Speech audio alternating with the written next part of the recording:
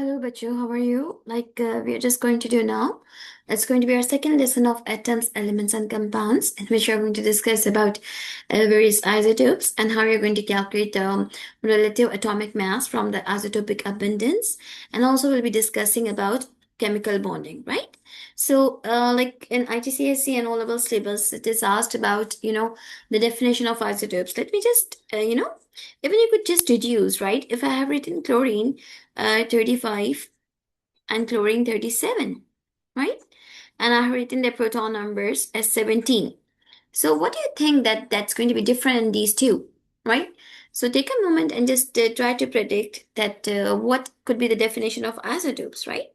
So you could say that isotopes are different atoms of the same element.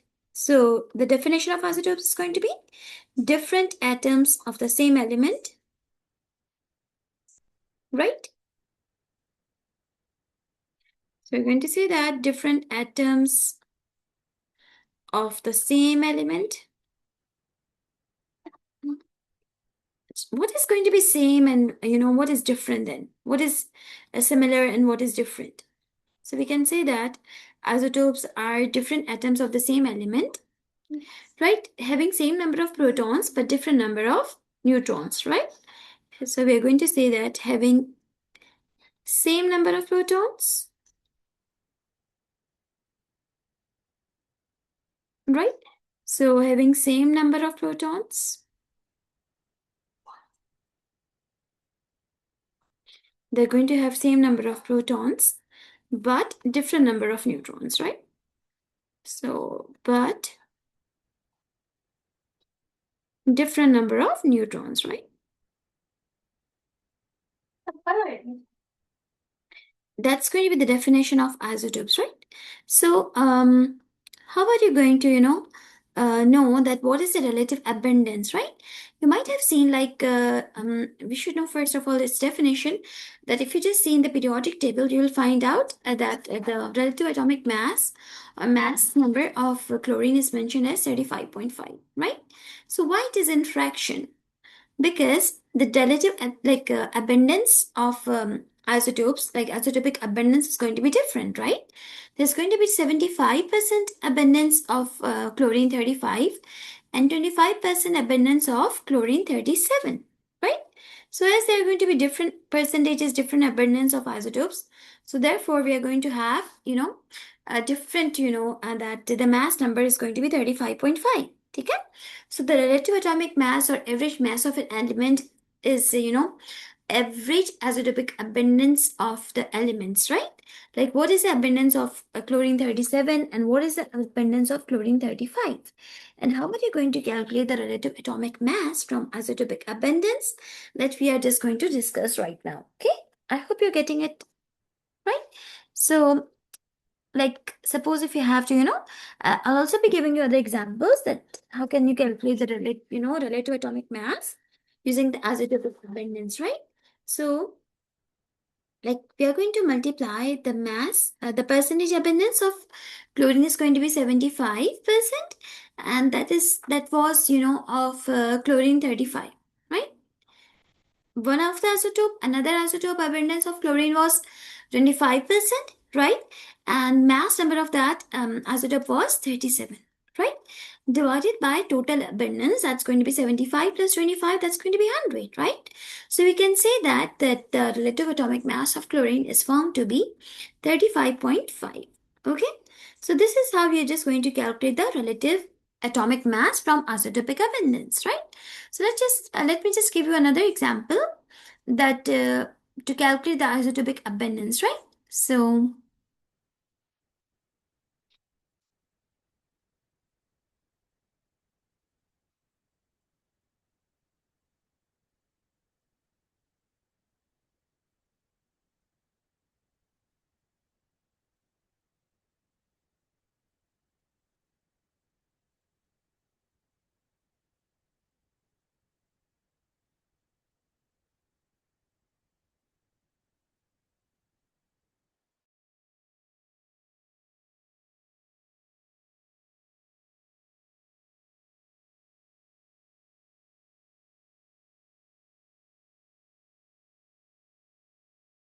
All right, for example, here is the data like abundance of this copper isotopes, right? Is going to be the mass number is 63 and its abundance is 69%, right? So we're going to multiply the mass number of copper 63 by 69 plus another isotope of copper has mass number 65 and its abundance is 31, right? So you're going to multiply 65 by 31, right?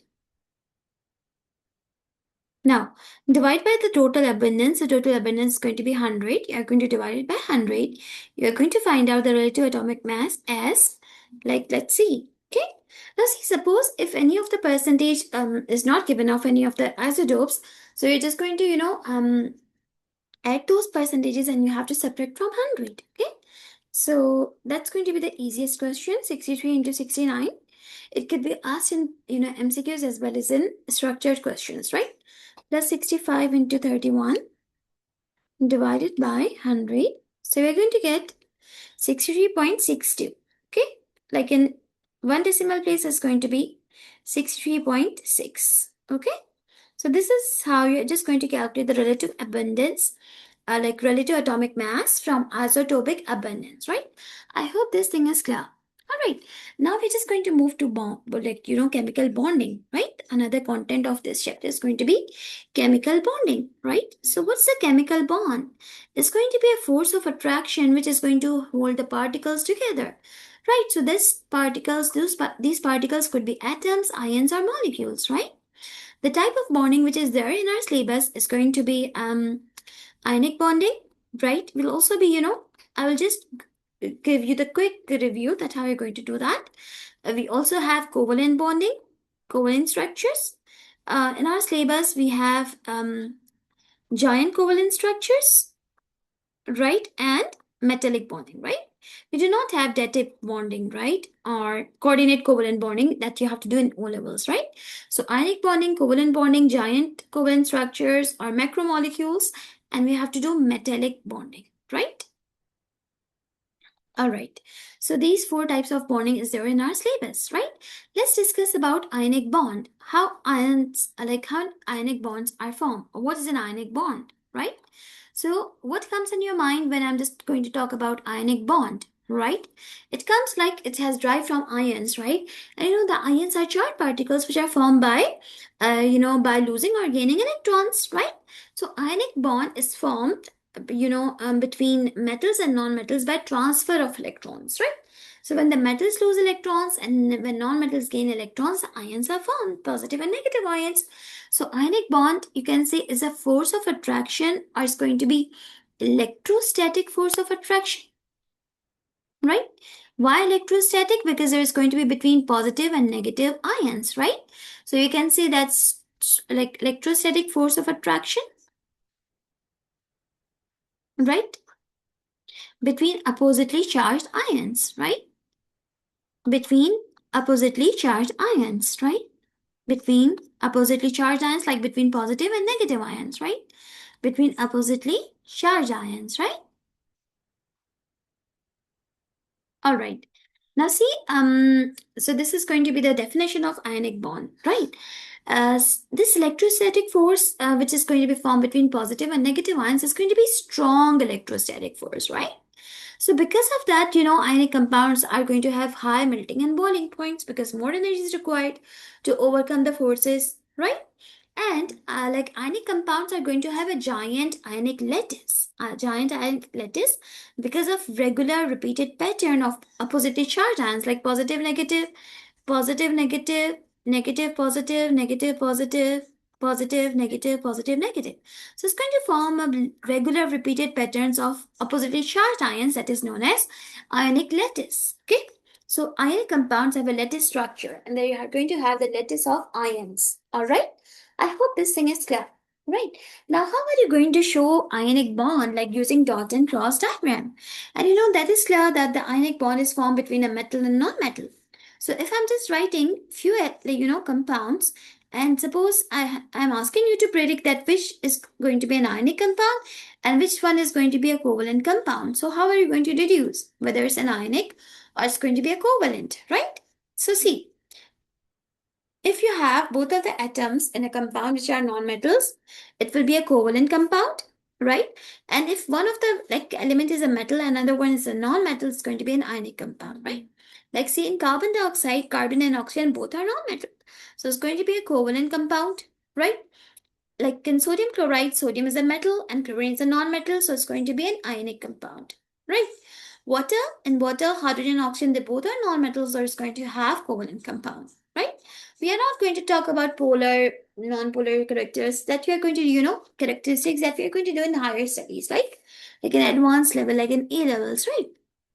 Now see magnesium oxide, metal and non-metal, so it's going to be an ionic bond, right? It's an ionic compound. Okay, and that's formed by transfer of electrons. Now let's discuss about how you're going to represent ionic compounds using dot and cross diagram, and which is going to have a separate marking points, right? So dot and cross diagram, like using representing ionic compounds, right? For example, we have to show it in sodium chloride. Okay, suppose I'm just going to take the simplest example, that's going to be sodium chloride, right? So first of all, you'll be requiring the proton number of sodium, that's going to be 11. So according to that what will be the electronic configuration of sodium? It's going to be 2.8.1. Now it's going to be highly unstable, it's going to lose one electron, forming positive ion of sodium, right? Cation, so it's going to have 2.8, right? How are you going to show using dot and cross diagram? Like you're just going to write a symbol of sodium as Na. And the first shell there are going to be 2 electrons. So you're going to show dots. And the second shell there are going to be 8 electrons. So you're just going to show in the form of doublets, right? 4, 5, 6, 7, 8. Now, as it's an ion, so I'm going to write down this in a bracket. I'm going to write on plus. We do not write on plus 1 actually, okay? So plus 1, I'll just write on plus, okay? Similarly, like when I have to show for chlorine, so proton number of chlorine is going to be again is 17. So its electronic configuration of chlorine is going to be 2.8.7. Okay. Now it's going to gain, for the stability, it's going to gain one electron. When it gains one electron, it will have more negative charges now. So it's formed chloride ions and its electronic configuration will be 2.8.8. It's a stable ion, right? Now when you have to show dot and cross diagram, like using this format, so I'm just going to show like chlorine with a symbol. As I have shown sodium with a dot, so I'm going to show chlorine with a cross. Okay? So in the first shell there are going to be 2 electrons. In the second shell there are going to be 8 electrons of chlorine, right? So 4, 5, 6, 7, 8. And in the third shell there are going to be 7 electrons of chlorine. So I'm going to show with a cross 4, 5, 6, 7. And I have to show like 1 electron is obtained from, sodium. So I'm going to show 1 electron as a dot. Okay? We have to show this like that, in that way, right? Now I have to write on the bracket, I'm going to write on -1. Okay? So this is how you're going to show, dot and cross diagram in ionic compounds. All right? I hope this thing is clear. I'll give you the example like of, sodium oxide or aluminum oxide. How are you going to do that? Right? Like if I just say that in aluminum oxide, the formula of aluminum oxide is Al2O3. Now, you will be starting from the proton number of aluminum, that's going to be 13. You'll see from the periodic table. So, the electronic configuration of aluminum is going to be 2.8.3. Okay? So the valence electrons of aluminum are 3. So it's going to lose 3 electrons to get stable. So it's going to form Al3 plus ion, aluminum ion. Its electronic configuration will be 2.8. Okay. When I have to show dot and cross diagram, I'm going to draw like aluminum symbol. In the first shell, there are going to be 2 electrons. And the second shell, there are going to be 8 electrons, right? So I'm going to show it with the 8, dots, right? So this is aluminum ion. I'm going to write down 3 plus. It's charged. Write on the number and then the charge afterwards. Okay. I hope this thing is clear. Then how are you going to show like oxygen? Oxygen is going to have, again, the proton number of oxygen is 8. Its, electronic configuration will be 2.6, right? Now, for the stability, it's going to gain 2 electrons. When it gains 2 electrons, it will have 2 minus charge. And its electronic configuration will be 2.8, right? And how I'm going to show its, dot and cross diagram, I'm just going to draw symbol of oxygen, that's O. In the first shell, there are going to be 2 electrons of oxygen. In the second shell, there are going to be, 6 electrons of oxygen, and there are going to be 2 electrons of aluminium, right? So now you can say that aluminium was, losing 3 electrons. So how come oxygen is just gaining 2 electrons? Oxygen can only have the capability to gain 2 more electrons, right? And aluminium can only lose 3 electrons, right? So how there is going to be the balance of charges, balance of electrons, right? So there are going to be 3, you can say 2 aluminum ions. So there are going to be 2 aluminum ions which are going to lose 6 electrons, which are going to be received by 3 oxide ions. Okay, so 3 oxygen ions or 3 oxide ions are formed, right? Like 6 electrons of aluminium will be lost, which will be received by 3 oxygen ions to, receive 6 electrons. I hope this makes sense. Okay, so similarly, you're just going to do it for magnesium chloride. You could just try it for, sodium nitrite. Okay, just do that. If you have any problem, you could ask me, right? But just you have to keep it in mind that whatever is a group number, according to that, they are going to lose or gain electrons. And whatever is the, you can say over here, whatever is, the number of atoms written here, that is going to be written outside of the bracket to balance the number of electrons. Okay. So this is all about, the dot and cross diagram of ionic compounds, right? Now let's discuss about, its physical properties, right? That is the physical properties of ionic compounds, right? So let's discuss. As we discussed, one of the property of ionic compounds is that they are going to have high melting and boiling points, right? Sometimes, we forget about ionic compounds, and also that's a common salt, table salt that we eat, right? That's sodium chloride. So ionic compounds are going to have high melting point and boiling point. Try to write down full form of melting point. So ionic compounds have high melting and boiling points. And what is the reason behind it is that going to be strong electrostatic force of attraction between oppositely charged ions. So more energy is required to overcome the forces, right? So therefore ionic compounds have high melting and boiling points, right? Other thing, the ionic compounds are, good electrical conductor. If I'll just write down they're going to be good electrical conductor, I'm not going to get the marks. You need to specify. So they're going to be good electrical conductor. In which state you have to tell. Okay. So they are good electrical conductors in molten, like in liquid state or aqueous state. All right. So why they are, good electrical conductor in molten or, aqueous state? Because they have mobile ions, right? But in solid state, there are no mobile ions. The ions are at the fixed position in the form of lattice. So therefore, they cannot conduct electricity, right? Because they have mobile ions present. All right. You may write down this as a point, or you could also write down poor electrical conductor in solid state, right? And why they are going to be poor electrical conductor in solid state, the reason behind it is going to be they do not have, the ions cannot flow, or there are no mobile ions, right? They're at fixed position. This marking point is being asked. So you can write down in solid, there are no mobile ions, but in molten or aqueous state, there are mobile ions which can carry the charge. Okay? So another thing that the student gets confused about electrons or ions, right? So ionic compounds are good electrical conductor in molten or aqueous state due to presence of mobile ions, not electrons, right? I hope this is clear, right? So these are the two, physical properties which are there in our syllabus, and most of the ionic compounds are also soluble in water, right? And they are going to be ionic solids. They exist as in the solid states, right? So let's that's all about ionic bond, ionic compounds, and their the physical properties, right? Now we're going to talk about the covalent bonds, right? Or covalent bonding. Covalent bonding can be divided into 2 parts. That's going to be giant covalent structure, or you can say that simple covalent structures, right? Or simple molecules, right? So most of the organic compounds are going to be simple molecules, right? And the giant covalent structures, or you can say that giant covalent structures, are they going to have, you can say, macromolecules, right? Both are correct ways. Okay. Now let's discuss about simple molecules, right? So what are simple covalent compounds, right? See, what is a covalent bond? A bond which is formed by, sharing of electrons between non-metals, right? So and why the bond is formed? To gain the stability, you get the noble gas electronic configuration, right? So every element wants to get, stable. right?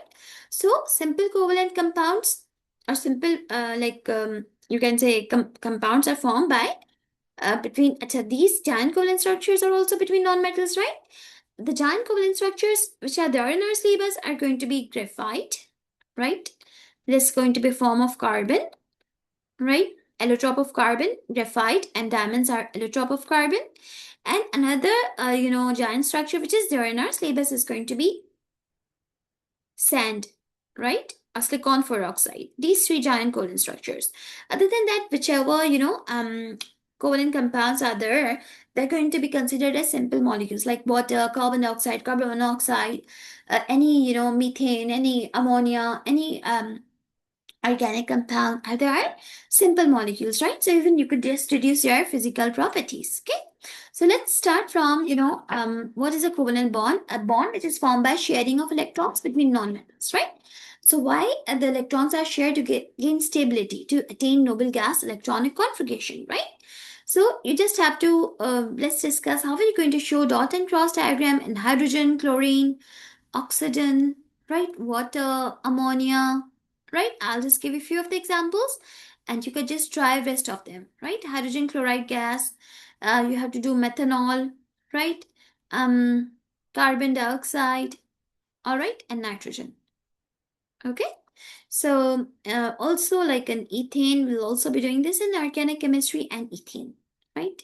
So how are you going to do that over here? Again, you have to show in covalent compound, showing dot and cross diagram. In covalent bond, you just have to show outer shell electrons, right? Again, you'll be needing the proton number of hydrogen is 1.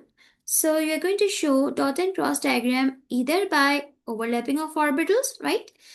Writing the symbol, hydrogen has only one electron, right? So one electron of this hydrogen and one electron of this hydrogen, dot and cross. If you want to represent the same element with the same, dot, that also, it will also go on, okay? Now see, as they're sharing both of their one valence electrons, they're sharing to get, stable. Now they both will have two electrons, right? So this is a bond, right? There, which is formed by mutual sharing of electrons, equal sharing of electrons, right? As there is, one pair of electrons, so that's going to be represented by single line, right? So this shows there is going to be single covalent bond between hydrogen-hydrogen atoms, right? And that is how it forms diatomic molecule. All right. I hope it makes sense, right? Similarly, like if you're just going to do for chlorine, now chlorine is going to have, you will just be looking at the periodic table for that. Now, there electronic configuration. If you want to do through electronic configuration, okay. Otherwise, just see that the group number of chlorine is 17, right? Or, in IGCSE and in O levels, we say it's going to be in group 7. So it's going to gain one electron, right? When it gains one electrons or it shares one electrons, right? We said that the non-metals, between non-metals, they are going to share the electrons. How many electrons chlorine is going to share? As in group 7, so it's going to share one electron, right? So I'm going to write down here chlorine, right? And chlorine is going to share one of its electron with chlorine. Now, what's the common error done by the students? We just forget to complete the octet, okay? Like we said that chlorine is going to have 7 electrons and out of 7, 1 electron is shared. So do not forget to draw rest of the 6 electrons, right? After drawing 6 of the electrons, each atom should have noble gas electronic configuration like 8 electrons except hydrogen, right? Hydrogen after sharing of electrons should have 2 electrons. Otherwise, rest of the elements after sharing of electrons should have 8 electrons, right? Now you just count 2, 3, 4, 5, 6, 7, 8, right? So this chlorine is going to have 8 electrons, okay? Now if you just check this chlorine, so we are just going to represent this with the cross. So 4, 5, 6, 7, 8, okay? So this is also going to have 8 electrons, okay? I hope it makes sense. So there's going to be single covalent bond between chlorine and chlorine atom. All right. Similarly, if I'm just going to do for, oxygen. So oxygen is going to be in group 6.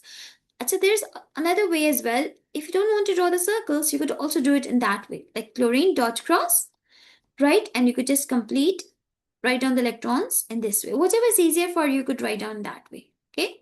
Both are correct ways. All right. Either you draw the circles or not. Okay. Now, when you have to do for oxygen, the oxygen is in group 6, it's going to share 2 of its electrons, right? like there is going to be double covalent bond.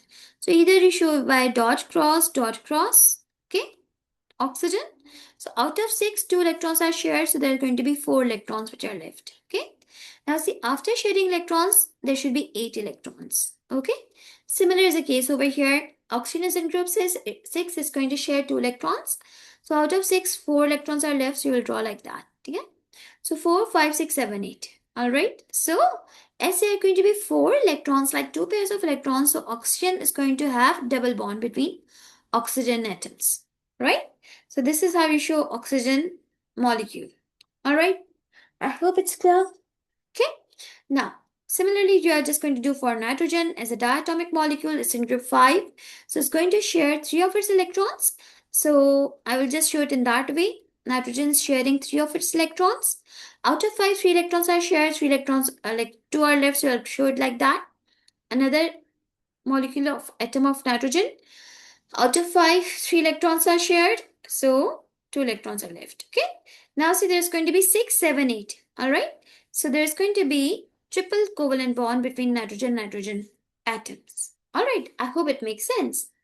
How are you going to do, for the atoms which have more than, 2 elements, right? So you have to decide which is going to be, the central element, right? So the central element is the one which is going to have, you can say that, which is going to have the maximum valency or least number of atoms. Okay. Now here you could see that the least number of atoms are going to be oxygen, and oxygen is also going to be in, a group 6, right? So it's going to share 2 of its electrons. All right. So I'm going to draw oxygen as a central element. Okay. And then this is going to be, the symbol of oxygen. So and then I'm going to draw 2 hydrogen atoms. Either you just draw it with the same size, right? So hydrogen. Oxygen is going to share 2 of its electrons. Hydrogen has only 1 electron, so I'm going to share like this. Now, it's incomplete, right? Now, oxygen out of, 6, 2 electrons are shared, so 4 electrons are left. So I'll draw 4 electrons like this. Okay? So 4, 5, 6, 7, 8, right? So oxygen, like water, is going to have a bond like this. Okay, it's going to form an angular structure. Here, right now, in O levels or IGCSE, you do not have to do the shapes, right? So this is how you have to show bonding in water. Similarly, like if you have to show bonding in carbon dioxide, so see which should be the central element, the one which is going to have the least number of atoms, right? So carbon is going to be the central element. Now, we are going to show oxygen on side. Here I am not drawing the circles, right? Now, oxygen is going to share 2 of the electrons. So I'm sharing 2 of the electrons, right? Carbon is in group 4, so it's going to share 4 of its electrons, right? So carbon is sharing 4 of electrons, 2 electrons with each oxygen. All right. Now, see, still that the structure is incomplete. Oxygen, is in group 6, so it's going to share 2 of the electrons. So 4 electrons are left, which I have to draw in that way, either sideways, upwards, right? So these are the lone pairs which are not involved in bonding, right? So there are 2 lone pairs in oxygen atom. Okay.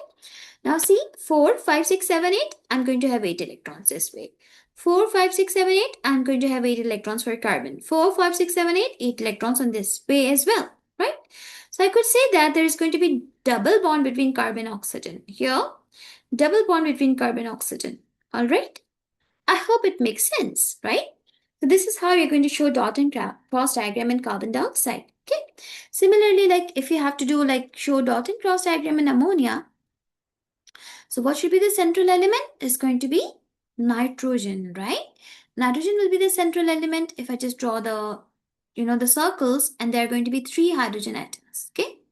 So 3 hydrogen atoms, try to draw the same size. All right. So how are you going to do that? Hydrogen has only 1 electron, 1 electron, 1 electron, right? Now, nitrogen is in group 5. It's going to share 3 of the electrons, right? So 3 of the electrons of nitrogen are shared. Now, out of 5, 3 electrons are shared, so 2 electrons will be left. So I'll draw it in the form of lone pair, right? Now see 2, 3, 4, 5, 6. 2, 3, 4, 5, 6, 7, 8, right? So 8 electrons means our structure is complete. Okay? Here I'll give you the example of methanol, right? So methanol is going to be CH3OH. Okay. Now, how are you going to decide? There are going to be, many atoms which are going to have least number of atoms, right? So the central element is the one which is going to have maximum valency, right? For example, which say carbon is in group 4, so it's going to share 4 of electrons. Oxygen is in group 6, it's going to share, 2 of the electrons. So I'm going to draw carbon as the central element. Okay. Then there are going to be 3 hydrogen atoms. So I'm going to draw 3 hydrogen atoms with carbon. Right. I'll just complete this part of the structure, dot cross, right? Because carbon is going to share 4 of the electrons. Now here it comes oxygen. Okay. Now carbon is going to share 4th electrons with oxygen. All right. Then there's going to be hydrogen. I'll draw hydrogen, dot cross.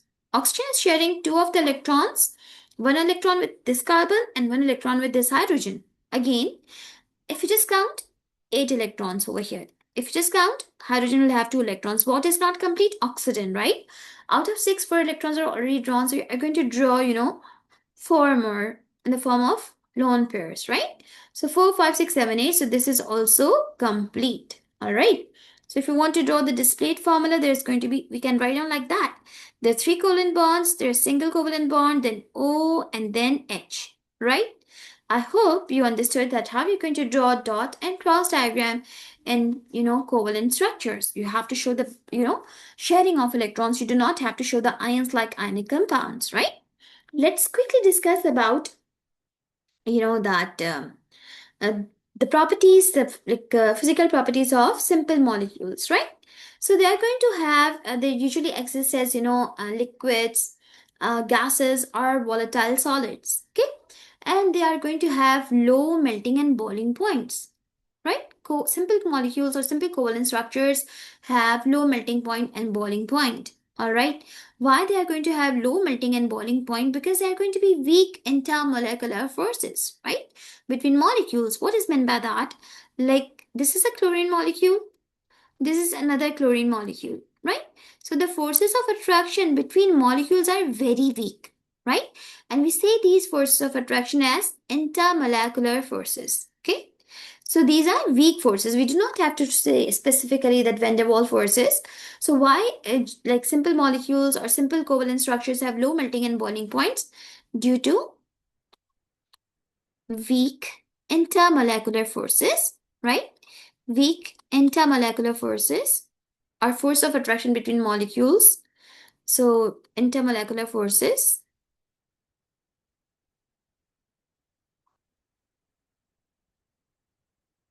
right?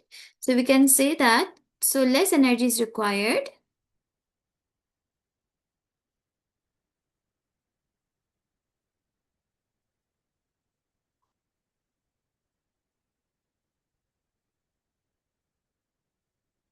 to overcome these forces, right?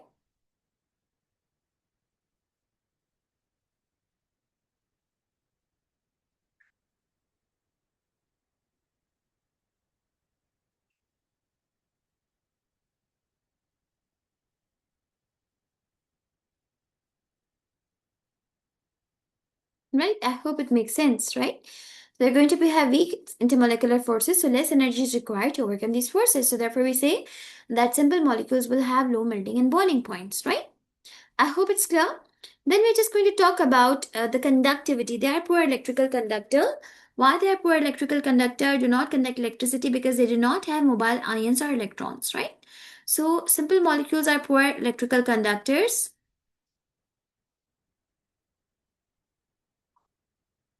right? Because they do not have ions. Either you could write on no mobile ions or electrons. Okay? Either you write on do not have mobile ions or no mobile electrons. Both will be the correct marking points. Okay? Not write on both. Okay? Either write on no mobile ions or no mobile electrons to carry the charge. So these are the few of the physical properties of simple molecules, right? Which are there in our syllabus. Otherwise, they're going to be insoluble in water and they're going to be soluble in organic solvents. They exist as Volatile solids having low, melting points which can sublime easily, and they exist as, usually gases and liquids. Okay, so these are few physical properties of covalent structures, simple molecules, right? Let's talk about giant covalent structures and the metallic bonding in the next video. Okay, I hope that was feasible for you. All right, fruitful for you. All right, take care. See you. Bye.